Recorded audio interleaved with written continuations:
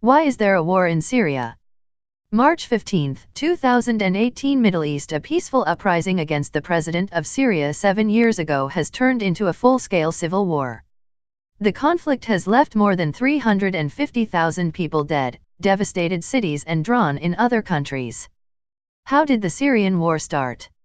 Even before the conflict began, many Syrians were complaining about high unemployment, corruption, and a lack of political freedom under President Bashar al-Assad, who succeeded his late father Hafez in 2000.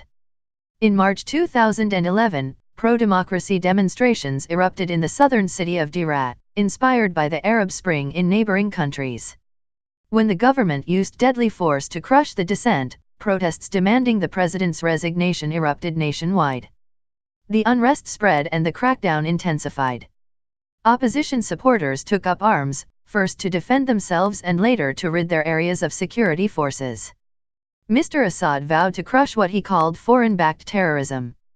The violence rapidly escalated and the country descended into civil war. Eastern Ghouta damage seen from space. My daughter's losing her hair from fear. How many people have died?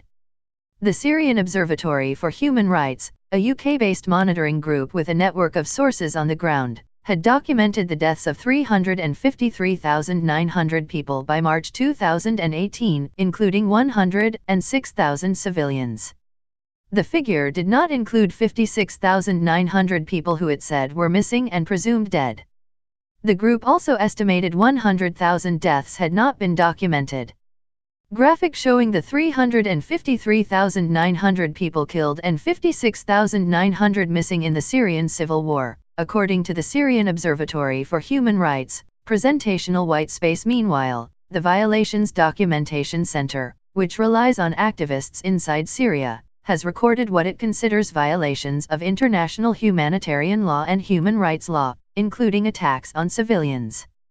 It had documented 185,980 battle-related deaths, including 119,200 civilians, by February 2018. Charts showing the 185,980 battle-related deaths recorded by the Violations Documentation Center broken down by cause presentational white space. What is the war about? It is now more than a battle between those for or against Mr. Assad. Many groups and countries, each with their own agendas, are involved, making the situation far more complex and prolonging the fighting. They have been accused of fostering hatred between Syria's religious groups, pitching the Sunni Muslim majority against the president's Shia Alawite sect. Such divisions have led both sides to commit atrocities, torn communities apart and dimmed hopes of peace. They have also allowed the jihadist groups Islamic State, IS, and Al-Qaeda to flourish. Syria's Kurds, who want the right of self-government but have not fought Mr. Assad's forces, have added another dimension to the conflict. Who's involved? The government's key supporters are Russia and Iran, while the US, Turkey and Saudi Arabia back the rebels. Russia, which already had military bases in Syria, launched an air campaign in support of Mr. Assad in 2015 that has been crucial in turning the tide of the war in the government's favor. The Russian military says its strikes only target terrorists, but activists say they regularly kill mainstream rebels and civilians. Iran is believed to have deployed hundreds of troops and spent billions of dollars to help Mr. Assad. Thousands of Shia Muslim militiamen armed, trained, and financed by Iran, mostly from Lebanon's Hezbollah movement, but also Iraq, Afghanistan, and Yemen, have also fought alongside the Syrian army.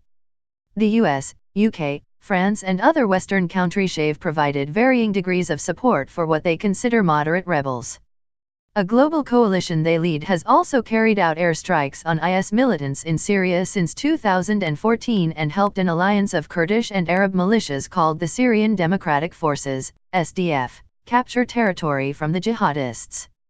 Turkey has long supported the rebels, but it has focused on using them to contain the Kurdish militia that dominates the SDF, accusing it of being an extension of a banned Kurdish rebel group in Turkey.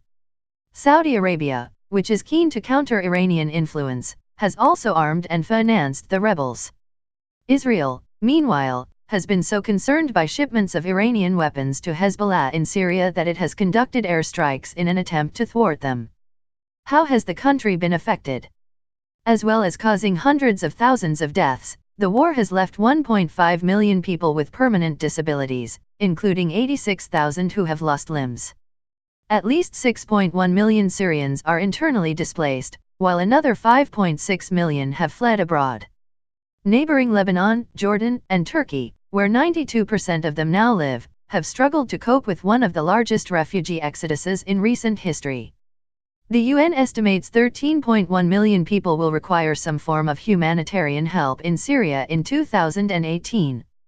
The warring parties have made the problems worse by refusing aid agencies access to many of those in need.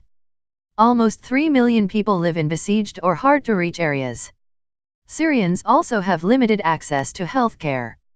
Physicians for Human Rights had documented 492 attacks on 330 medical facilities by the end of December 2017, resulting in the deaths of 847 medical personnel. Much of Syria's rich cultural heritage has also been destroyed. All 6 of the country's 6 UNESCO World Heritage Sites have been damaged significantly. Entire neighborhoods have been leveled across the country. A recent UN assessment found 93% of buildings had been damaged or destroyed in one district of the rebel-held eastern Ghouta region near Damascus. How is the country divided? The government has regained control of Syria's biggest cities, but large parts of the country are still held by rebel groups and the Kurdish-led SDF alliance. The largest opposition stronghold is the northwestern province of Idlib, home to more than 2.6 million people. Despite being designated a de-escalation zone, Idlib is the target of an offensive by the government, which says it is targeting jihadists linked to al-Qaeda. A ground assault is also underway in the eastern Ghouta. Its 393,000 residents have been under siege by the government since 2013, and are facing intense bombardment as well as severe shortages of food and medical supplies. The SDF meanwhile controls most territory east of the river Euphrates, including the city of Raqqa. Until 2017, it was the de facto capital of the caliphate proclaimed by IS, which now controls only a few pockets across Syria. Will the war ever end? It does not look like it will anytime soon, but everyone agrees a political solution is required. The UN Security Council has called for the implementation of the 2012 Geneva Communique, which envisages a transitional governing body formed on the basis of mutual consent. But 9 rounds of unmediated peace talks, known as the Geneva II process, since 2014 have shown little progress. President Assad has appeared increasingly unwilling to negotiate with the opposition. The rebels still insist he must step down as part of any settlement. Meanwhile, Western powers have accused Russia of undermining the peace talks by setting up a parallel political process. The so-called Astana process saw Russia host a Congress of National Dialogue in January 2018. However, most opposition representatives refused to attend.